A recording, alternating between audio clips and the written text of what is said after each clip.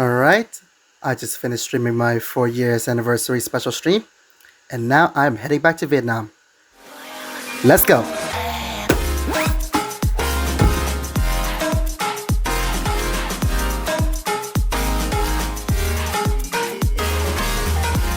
Okay, so why am I back in Vietnam right now, you might be asking?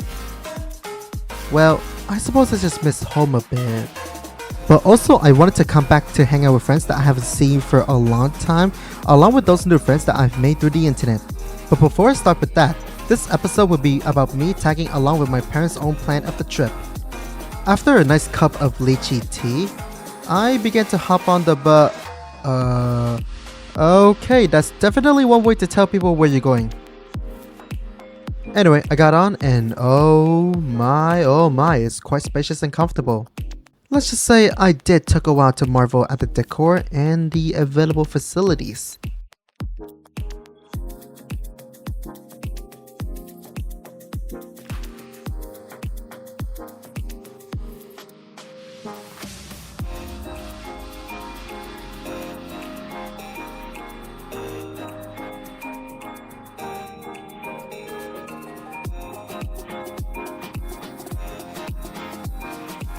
Okay, that's enough sightseeing. Let's turn off the lights and head to sleep.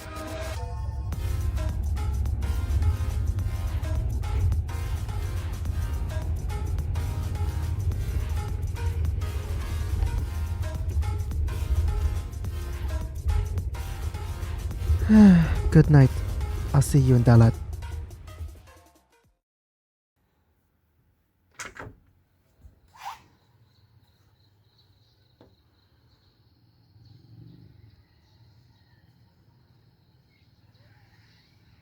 Okay, now hold up. This is not Dalat. I am actually in Dalan. But why are we here when we're supposed to be there? What? Anyway, I started off with a plate of kum tum, and holy shit, I miss this taste so much. Then I got on the road to check out this waterfall over here. And hey, nature does make for a pretty good photo spot, am I right? Anyway, that's pretty much all I did there. I wrapped up the day and went off to sleep. Good night.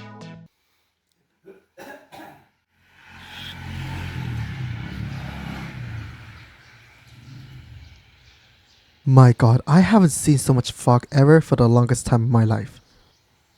Anyway, I got on the road and have finally arrived in Dalat. First, I visited the Da Tan La waterfall. I'll shut up for a bit to let you enjoy the scenery.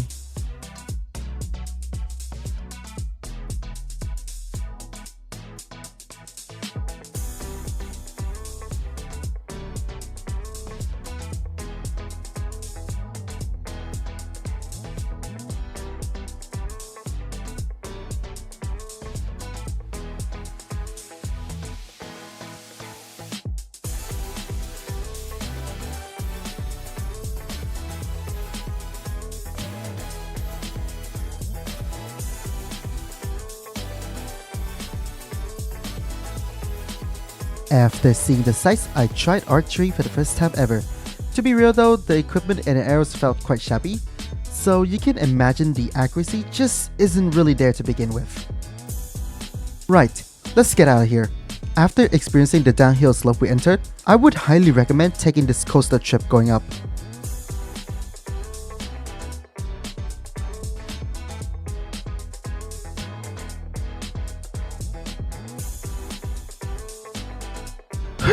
It's hot out there. You better grab yourself some sugarcane juice on your way out. After a nice afternoon rest, I've headed into the Dalat night market. This place is quite busy as usual it seems, and now I wish I had footage of it in a day for comparison, cause I swear, it is a night and day difference, no pun intended. The night market appears to offer various products and experiences, ranging from street foods / packaged consumables to pretty much all types of clothing. Okay, street food time. There's many stalls like this in the market offering a lot of goodness on the stick, ranging from processed savory balls to the more natural meats grown on the ground or caught from the sea. The star of the show here, however, seems to be this raw-grilled Chinese sausage. Oh shit! Like I said, the sausage. Then next up comes the assortment of skewers that I got.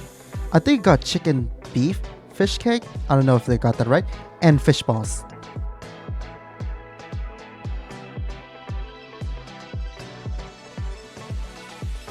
The dipping sauces provided were chili sauce and lemon chili sauce.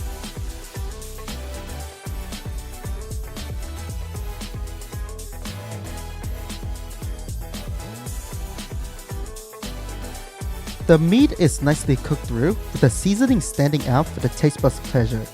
And depending on the skewer, it may vary from just being slightly moist on the outside to being juicy inside.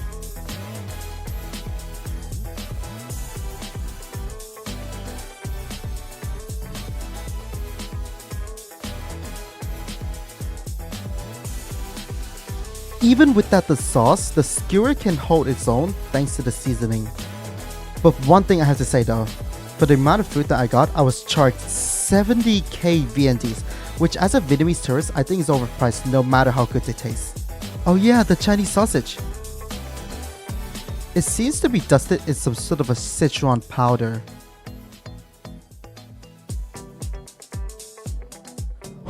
Oh, that is so goddamn juicy! Did you see the squirt?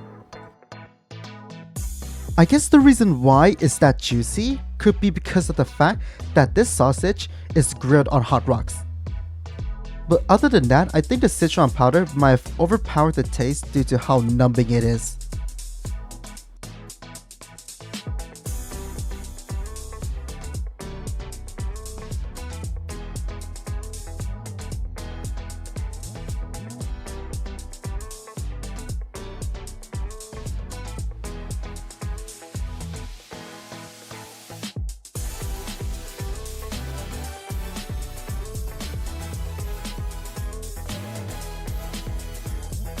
Next, I moved to Korean food style here, featuring not just skewers but also tteokbokki, Korean fish cakes, and tornado potato.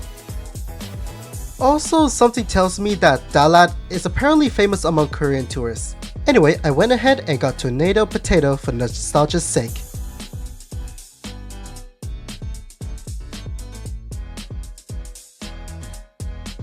Usually they're crunchy and messy to eat if you got nothing to catch the dropping pieces.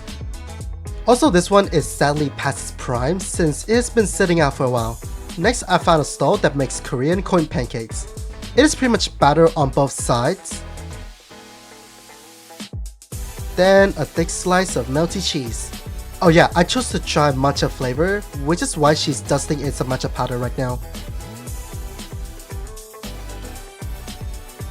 Cooking takes at least 2 to 3 minutes, so I'm just gonna go and skip ahead.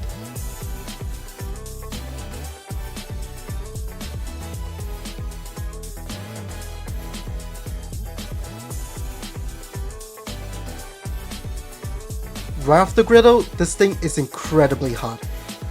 I'm even having trouble holding it with a wrapper, so I'll just eat it later when it's cool. During my market storming session, I discovered that apparently we have Crux pancake.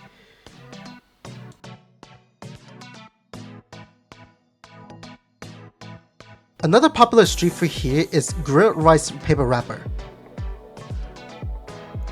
Usually, rice paper wrapper is used in Vietnamese cuisine to enjoy fruits in a wrap or used to make dishes similar to a spring roll.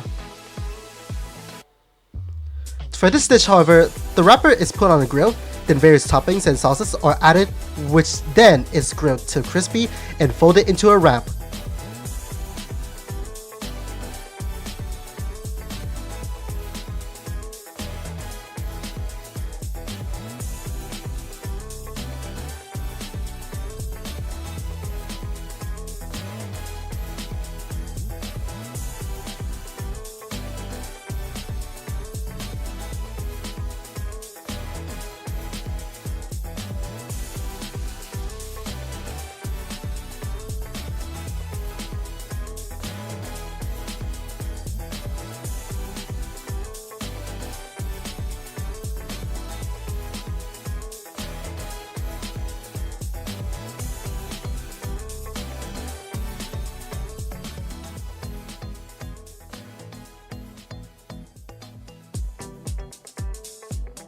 Here it is after cooking.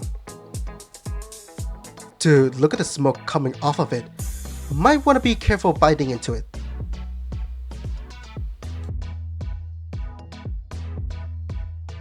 here's my grilled rice wrap meal for tonight.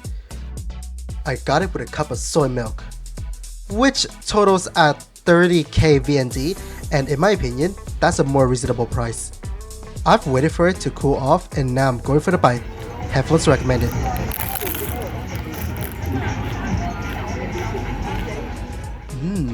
If you're a fan of what you just heard, you should totally get this for yourself. Though in terms of taste, I don't think I'm getting a balanced flavor here. I mostly taste some sort of a fried shallot, which I personally don't really like. So yeah, I don't think the crispiness is enough for me to get it again, unless if the stall is offering other topping combinations that would probably be better.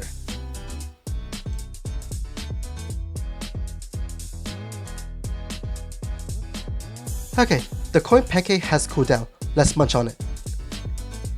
Yeah, I haven't bit into the cheese yet, but the batter is nice and fluffy. Anyway, going for the cheese.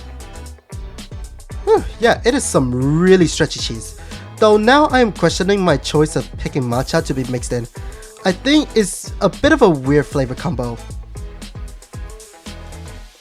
Oh yeah, have I told you about how proud Dala is about the strawberries? Here's some strawberry plushie keychains. Then a second stall here. Not enough? Well, here's a third one. Fuck it, here's a fourth for a good measure. There's even a stall that sells the stuff in its dry candy form. Secondary strawberry plushie keychain stall spotted. And more dry candy straws. Ooh, they sell them fresh too. Some stalls ain't big enough for you. How about a whole ass dedicated store? Not enough? Well, here's a second one with elaborate branding. If that does not convince you of their love of strawberry, I don't know what will. Anyway, this heat is killing me. I'm gonna grab myself a handheld fan. I highly recommend that you do the same. As I ran out of things to do, I've checked out the statue in the middle and took a picture of it to wrap up my market trip. Right, here's the final place before I go back to Ho Chi Minh. Welcome to Dalat's Valley of Love.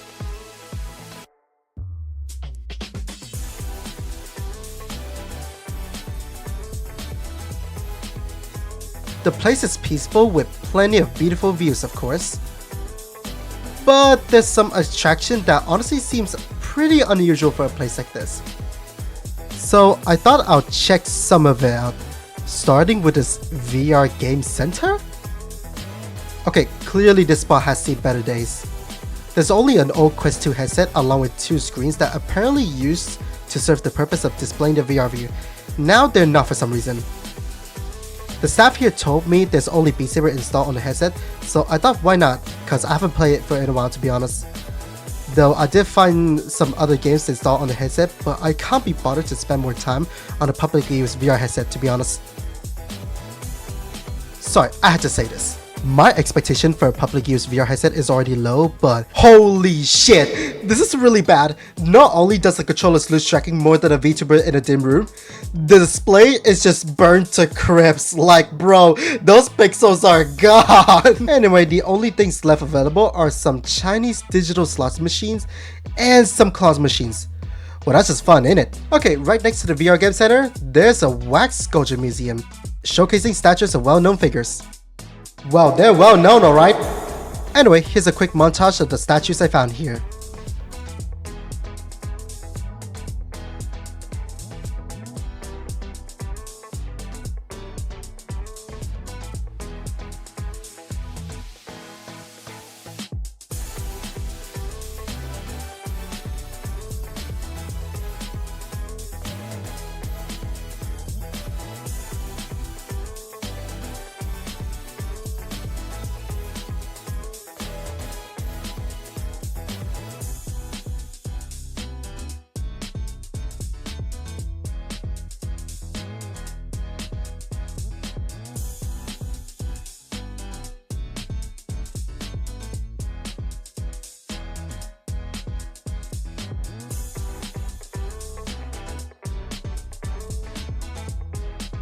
Oh dear Queen Elizabeth of good heavens!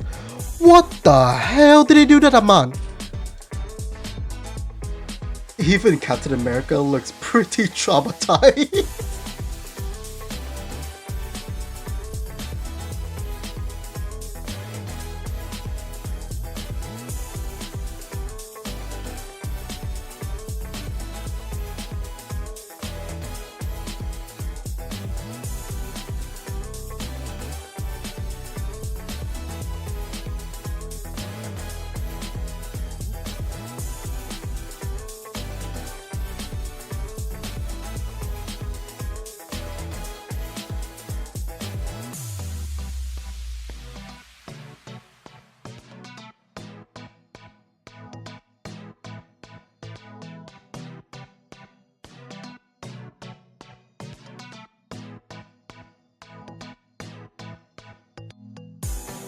Well, that's kind of funny. It appears Taylor is the only one here with an actual working piece of prop on her. Though I can't really say that the tourists respected it. There's only one string left standing and it can't even sing because Taylor's thumb blocked it.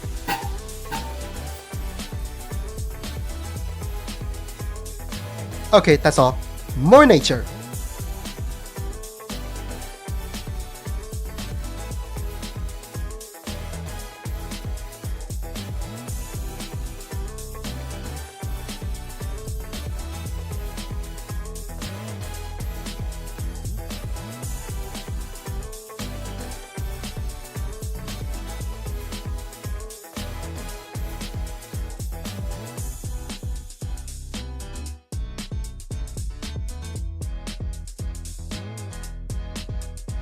Oh yeah, I almost forgot.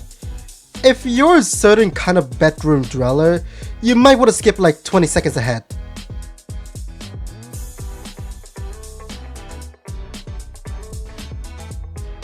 You ain't outside if you're not touching grass. Anyway, I wrapped it up with some more overpriced snacks. God, my wallet's gonna strangle me if it's a sentient being. We went back, rested up, and got on a bus back to Ho Chi Minh City. Honestly, the crampedness here makes the previous bus feels like business class. But oh well, let's just shut off the light and take a quick nap.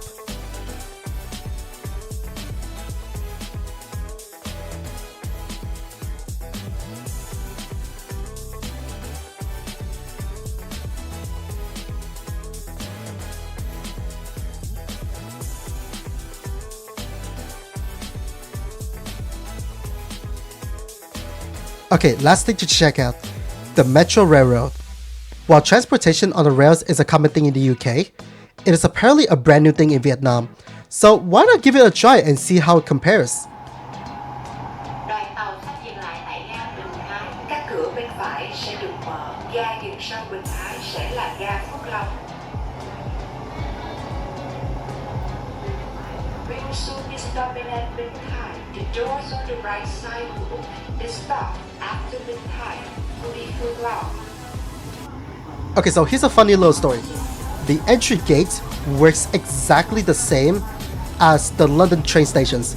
So the moment I saw that gate with a scanner that has the MasterCard logo on it, my brain immediately went on autopilot. So I pulled out the phone, tapped the scanner, and just went straight through without a single thought behind my actions. And my parents freaked out because I just spent 49 pence to pay for my trip. Like, mom and dad, yeah, I get it. You want me to use the Vietnamese currency? But come on, it's 49 pence. It's literally nothing since you can't even buy a Freddo with it.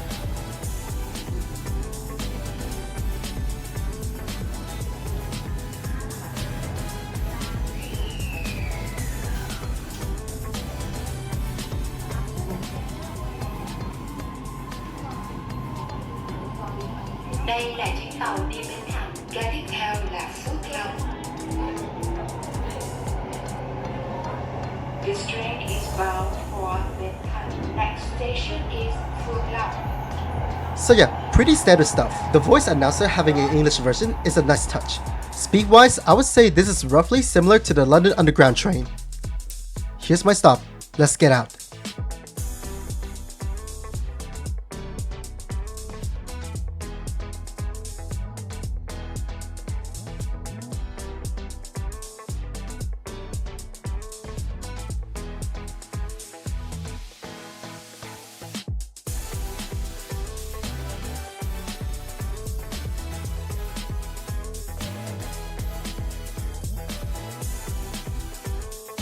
So yeah, that's all I've recorded for the first part of my Vietnam vlog. It was quite a handful of things for me to explore during my parents' plan of the trip. Please stay tuned as I'll be documenting my own plan of the trip into a separate video, which I may do in a different style compared to this one for experimental purposes. With that said, psych! Do you have any idea how long it has been since these footages were recorded? Like, I've been procrastinating for like God knows how long now, so I'm gonna do the part 2 right here, right now, while I'm still hyper-focused on editing this video, alright? Anyway, without further ado, Roll the clip! 君と過ごす夏の日止められない Brand new days 熱くなってくるからねもっとそばにいて君と二人様です弾ける夏のメモリーずっと終わらないでこの気持ち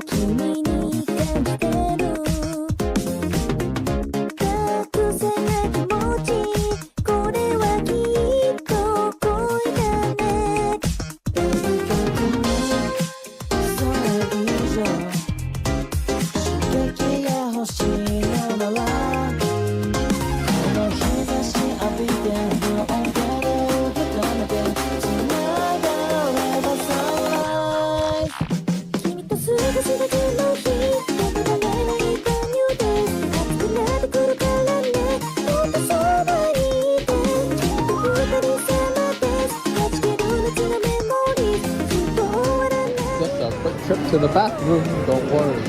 Oi, Taka, what the hell are you doing? Are you playing Farmers Valley again? God damn it, Taka. Brother, every time I go away and I see you on your phone, you're always playing Farmers Valley. God damn it.